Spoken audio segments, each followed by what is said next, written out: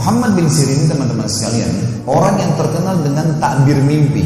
Ini muridnya Abdullah bin Abbas, Abdullah bin Umar, tabi'in yang terkenal dengan ilmu yang sangat luas. Muhammad bin Sirin ini seorang pedagang, dan teman-teman tentu bisa ambil pelajaran, kalau pedagang bisa ambil pelajaran dari kisah ini. Dia beli kios di satu pasar di Irak. Karena dia beli toko di situ, maka semua orang banyak yang ikut beli di situ karena ada dia. Muhammad bin Sirin ini kalau kita seperti sekarang Majelis Ulama Indonesia. Jadi apa yang dia beli, orang semua anggap halal, orang beli semua. Orang juga banyak beli toko di sebelah dia karena tahu kalau ada masalah agama tinggal tanya. Kalau ada yang salah ditegur sama Ibnu Sirin. Dan ternyata pedagang-pedagang partai dari luar Irak kalau datang sering datang ke pasar itu, nawarin ke Ibnu Sirin. Ini Ibnu Sirin barang saya misalnya. Orang-orang pasar nunggu Ibnu Sirin beli, maka mereka beli. Dan Ibnu Sirin pun kalau sudah beli dengan modal berapa dirham, nanti Ibnu Sirin naikkan harganya, orang pasar tetap beli walaupun Ibnu Sirin ambil keuntungan. Yang penting sudah lewat sensornya dia nih. Dianggap dia satu orang sudah cukup untuk memberikan fatwa. Tinggal cerita teman-teman sekalian, pernah satu waktu ada seseorang datang menawarkan keju dari luar Irak. Keju ini dari wilayah non muslim, banyak sekali, berpuluh-puluh kuda ini, gentong-gentong besar, dibawalah ke tempat itu. Tawarkan Ibnu Sirin. Pedagang banyak suka tawarin Ibnu Sirin karena dia ulama besar, tidak mungkin dusta, gak mungkin nipu. Dan kalau dia beli, orang lain semua beli, berarti pasti laku. Plus juga dia kalau nagih cuma nagih kepada satu sumber saja. Ibnu Sirin gak perlu nagih kepada orang lain. Tawarkanlah keju. Ini keju Ibnu Sirin, modal saya sekian, saya akan jual kepada anda sekian. Selisihnya ini ada penjualan, dan anda bisa jual ke orang pasar sekian, dan orang pasar bisa jual sekian. Karena harga pasar di luar ini begini sekian, mereka masih punya untung semuanya. Selisih antara harga dia dengan harga yang dia akan jual nanti, itu bisa untung sekitar 40.000 dirham waktu itu. Kurang lebih ratusan juta lah kalau kita sekarang rupiah ya. Ini untung langsung cash. Orang-orang pasar semua pada ngumpul di situ. Nunggu Ibnu Sirin beli, kita beli nih. Keju makanan pokok orang.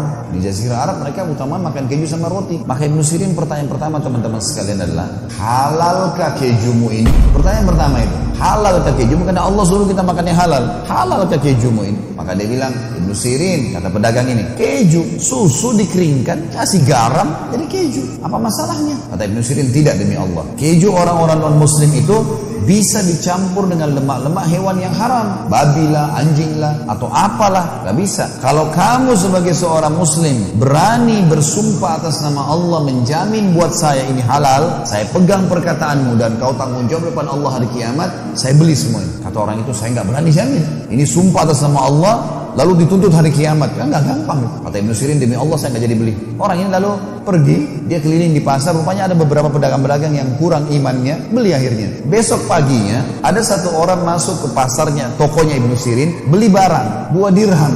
Ini murah sekali ya. Dia beli, sambil beli dia ngambil ngobrol sama Ibnu Sirin. Karena asyiknya ngobrol, orang ini mau keluar toko lupa bayar.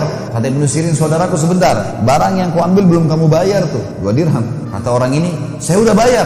Seingat dia sudah bayar. Kata Ibnu Sirin, demi Allah kau belum bayar. Dia bilang, demi Allah saya sudah bayar. Ribut nih, gara-gara 2 dirham.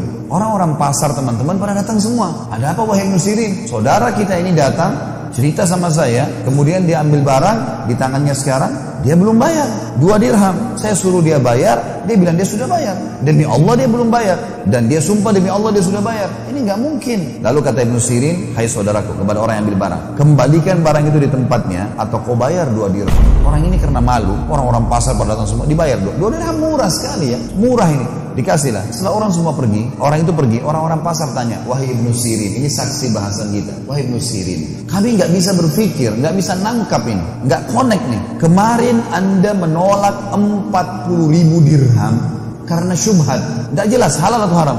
Anda tinggalkan 40.000 dirham, ratusan juta. Sekarang anda bersumpah atas nama Allah untuk 2 dirham, nggak connect. Gimana caranya? Berikan kami pemahaman. Kata Ibnu Sirin, iya demi Allah, saya akan bersumpah atas nama Allah atas 2 dirham itu, karena saya tahu dia belum bayar.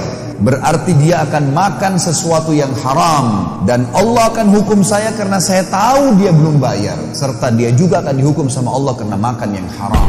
Tak penting keuntungan bagi Ibnu Sirin. 40.000 dirham haram, syubhat. 2 dirham tadi menjadi masalah. Maka harus saya ingatkan, masalah sederhana ya, tapi lihat bagaimana orang yang sudah mengenal Tuhannya teman-teman, dia hati-hati sekali.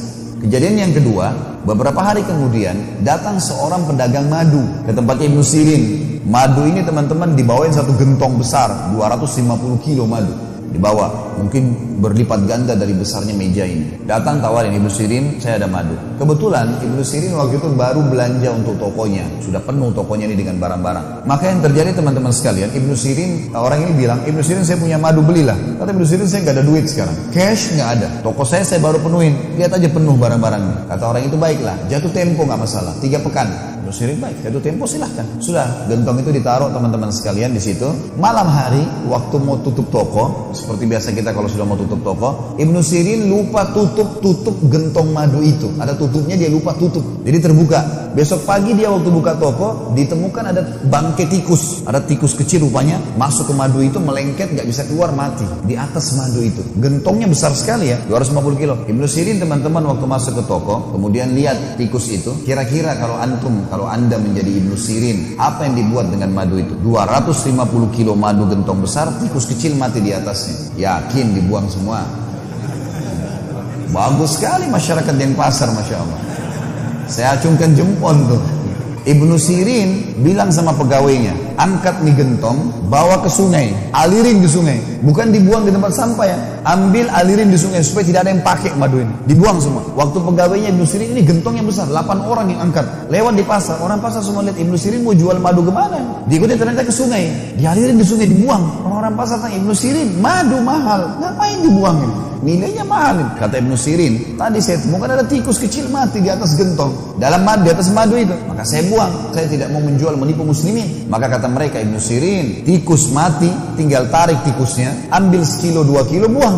Ngapain 1 gentong dibuang semua? Apa kata orang yang sudah mengenal Tuhannya teman-teman sekalian? Masalah sederhana tapi pekah sekali. Kata dia, demi Allah, saya tidak pernah punya jaminan. Adakah di antara kalian yang bisa jamin buat saya tetesan madu mana yang kena dan tidak kena dengan bakterinya bangkit tikus itu? Sekarang kalau kayak kalian bilang 1 kilo 2 kilo saja dibuang, yang tersisa dari mana saya tahu madu tetesan mana yang tidak kena atau kena? Lalu saya jual kepada muslimin, ternyata ada yang kena bakteri itu, maka saya dihisap oleh Allah hari kiamat. Demi Allah saya tidak mau jual, buang semua.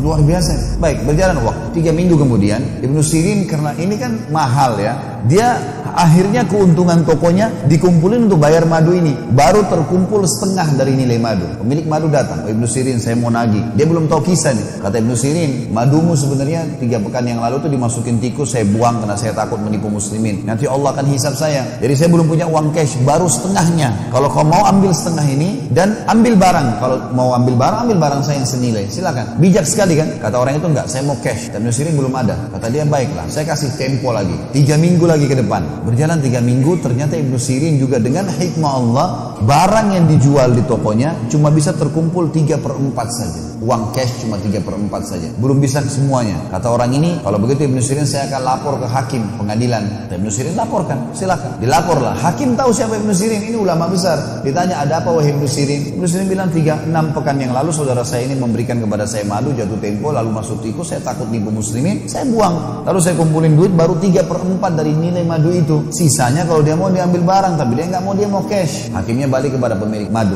bagaimana pendapat kamu? Dia bilang, saya mau cash. Saya udah bilang sama Ibnu Sirin dari awal, saya mau cash. Ya salah dia, kenapa dia nggak bisa kumpulin? Kenapa madu dibuang? Kenapa begini dan seterusnya? Kata hakim balik Ibnu Sirin, wahai Ibnu Sirin, hukum agama kita dan hukum pemerintahan kita menyatakan Anda harus kami tahan sampai Anda bisa membayar. Penjara nih. Kira-kira teman-teman, kalau Anda di posisi Ibnu Sirin, mungkin kita merengek-rengek, maafin saya, nanti saya usahakan. Ibnu Sirin beda. Dia bilang, penjarain saya pantas untuk dipenjara. Penjara saja, udah masuk penjara. Penjaga penjaranya, kepala penjaga penjara teman-teman tahu Ibnu Sirin. Lalu dia datangi, dia mengatakan, Ibnu Sirin, saya ini kepala penjara. Semua yang masuk dan keluar di sini itu atas jaminan saya. Kalau saya ACC, kalau kita sekarang tanda tangan, izinkan, boleh keluar. Saya sekarang tanpa Anda minta, saya izinkan. Malam hari silakan pulang ke istri anak Anda, pagi datang lagi ke sini. Kira-kira kalau antum di posisi Ibnu Sirin, pulang atau tinggal di penjara? Ibnu Sirin bilang apa? Rahimahullah. Beliau mengatakan, tidak, demi Allah, saya tidak akan mendukung kamu melanggar peraturan pemerintah. Saya akan tinggal di sini sampai Allah memberikan jalan keluar. Ternyata karena keteguhan pada kebenaran ini teman-teman sekalian membuat apa? Tersebar berita satu Irak, Ibnu Sirin lagi hadapin masalah. Masyarakat muslim kumpulin duit, mau bantu Ibnu Sirin nih. Uang yang terkumpul teman-teman sekalian cukup untuk membayar utangnya Ibnu Sirin yang 1 gentong madu tadi yang dibuang itu, plus lebihnya bisa beli 10 gentong madu yang lain. Allah kasih gantinya. Komitmen sebentar saja dalam kebenaran, ada jalan keluar.